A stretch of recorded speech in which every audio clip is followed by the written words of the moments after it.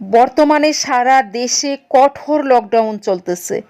আর এই কঠোর লকডাউনের মধ্যেও করোনার ভয়াবহ সংক্রমণ বেড়েই চলেছে। করোনার ভয়াবহ সংক্রমণ রোধে হতে পারে কারফিউ জারি। আমরা কিনে কিনে কিনে কিনে এই পর্যন্ত চালিয়েছি, কিন্তু আমার মা সকালে বলছে আমি বাঁচতে চাই, এই জন্য আমরা আবার নিয়ে যাচ্ছি যেখানে। দেখা দিয়েছে আইসিইউ সংকট। দেশে করোনায় দ্বিতীয় সর্বোচ্চ ১৯৯ জনের প্রাণহানি। শনাক্ত হয়েছে ১১,৬৫১। গত ২৪ ঘন্টায় করোনা শনাক্ত হয়েছে আরও ১১,৬৫১ জন। এই শনাক্ত এখনও পর্যন্ত সর্বোচ্চ। এই নিয়ে মোট করোনায় শনাক্ত হলো ৯,৭৯,২১৯ জনের। গত ২৪ ঘন্টায় করোনা থেকে সুস্থ হয়ে ৫,৮৪৪ জন বাড়ি ফিরে গেছেন। এই নিয়ে মোট সুস্থ হলো ৮,৬৫,৩৪৬ জন।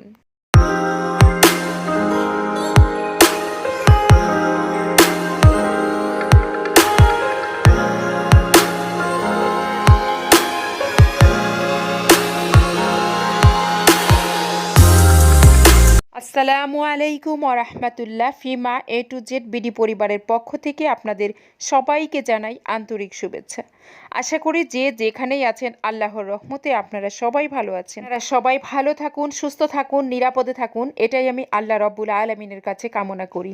তো প্রিয় ভাই বোনেরা, আজকে যে বিষয়টি নিয়ে আলোচনা করব আসলে বলার ভাষা খুঁজে পাচ্ছি না।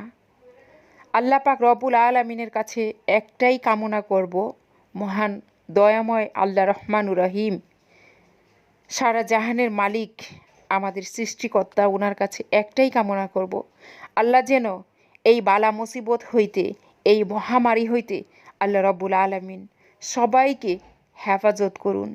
এই বিপদ থেকে আল্লাহ পাক রব্বুল আলামিন সবাইকে রক্ষা করুন এবং আমাদেরকে আল্লাহ হেদায়েত করুন। তো প্রিয় ভাই বোনেরা, করোনার এই ভয়াবহ সংক্রমণ রোধে হতে পারে কারফিউ জারি।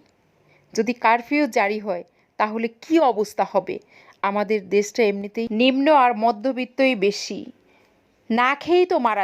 ঘর থেকে বের হইলে করোনার থাবা, করোনার ভয়াবহ সংক্রমণ, এটার ভয়, মৃত্যুর ভয়। আর ঘরে থেকে যখন কারফিউ জারি হবে, ঘরের ভিতরে বদ্ধ থেকে পরিবার পরিজন নিয়ে না খেয়ে মৃত্যুবরণ করা, এটা তো করোনার চেয়েও আরও অনেক বেশি ভয়াবহ পরিস্থিতি সৃষ্টি হবে। একটা কথাই বারবার বলবো, আল্লাহ রব্বুল আলামিন এই মহামারী থেকে, এই বালা মুসিবত থেকে সবাইকে রক্ষা করুন। তো প্রিয় ভাই বোনেরা, যে এই বিষয়টি নিয়ে আসছি, করোনার ভয়াবহ সংক্রমণ রোধে হতে পারে কারফিউ জারি, পরামর্শ দিয়েছেন স্বাস্থ্য অধিদপ্তর ও জাতীয় পরামর্শ কমিটি। এই বিষয়ে প্রধানমন্ত্রীর কার্যালয়ে সমন্বয়ের বৈঠকে আলোচনা হয়েছে। অধিদপ্তরের মুখপাত্র রুবেদ আমিন তবে পরিস্থিতি বিবেচনা করে সিদ্ধান্ত নেবে সরকার। তিনি জানান, সারা দেশের হাসপাতালের শয্যা সংখ্যা ও অক্সিজেনের সরবরাহ বৃদ্ধির নির্দেশনা দেওয়া হয়েছে। তবে ইতিমধ্যেই কিন্তু আইসিইউর সংকট দেখা দিয়েছে বিভিন্ন হসপিটালে। করোনা একদিনে ২ শতাধিকের বেশি মৃত্যুর রেকর্ড ছাড়িয়েছে। বৃহস্পতিবার ৮ জুলাই আক্রান্ত হয়েছে ১১,৬৫১ জন। সামনে পরিস্থিতি আরও খারাপ হতে পারে বলে মনে করেন স্বাস্থ্য অধিদপ্তর।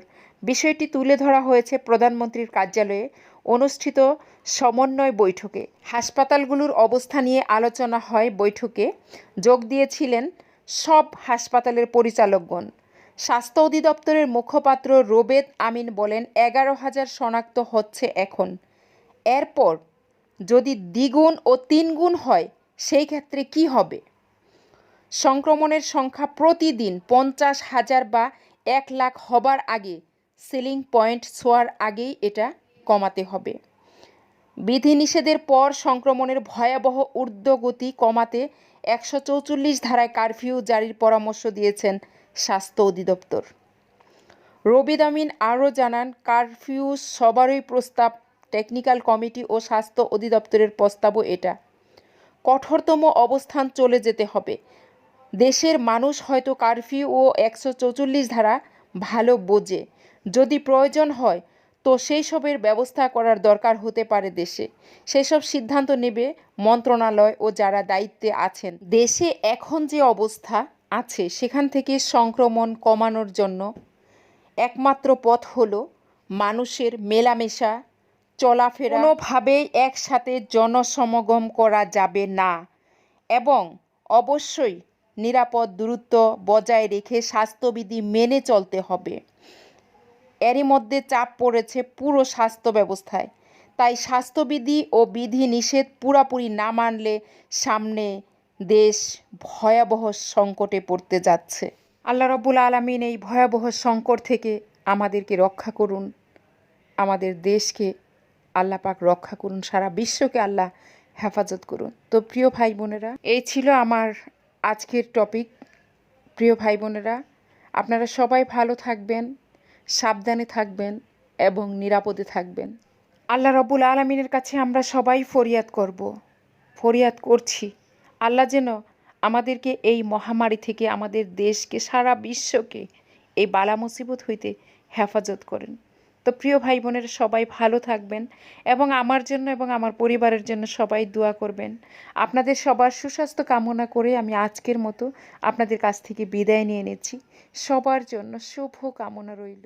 আল্লাহ হাফিজ।